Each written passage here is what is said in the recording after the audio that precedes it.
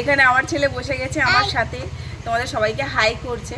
তো আশা করি তোমরা সবাই ভালো আছো। আজকে আমি অনেকদিন পরে ভিডিও শ্যুট করছি, কেন কি শরীর প্রায় ভালোই ছিল না অনেক দিন ধরে। তো এখন মোটামুটি ভালো আছি। আর আমার ছেলের শরীর খারাপ হলে আমাদের মনটা কিছু ভালো লাগে না।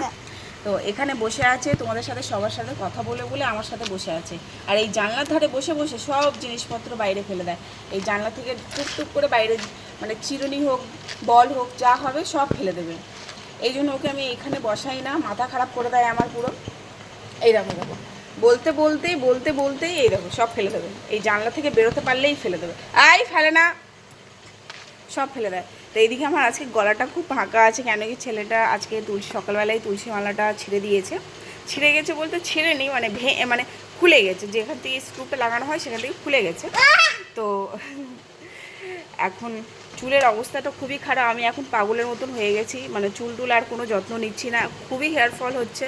দেখি চুলের জন্য কি করা যায়, যেটা আগে করতাম যার জন্য আমার চুলটা সত্যি খুব ভালো ছিলই। আর এখন মানে বাবু হওয়ার পর থেকে মানে চুলের যত্ন কি স্কিন কেয়ার সবই ছেড়ে দিয়েছি। এবার ভাবছি আমি আমার চুলের যত্নটা নেব, আগের মতো নেব, মানে যেরকম আগে নিতাম সেরকমই নেব। কেন কি আমার চুলটাই হচ্ছে সব থেকে মেন। আমার স্কিন কেয়ার আমার কোনো প্রয়োজন নেই, কেন কি আমার চুলটা ভালো থাকলেই আমার সব কিছুই। তো আবার দেখা হচ্ছে নেক্সট ব্লগে। আমার ভিডিওটা আশা করি তোমাদের সবাইকে ভালো লাগবে। Tata, bye bye.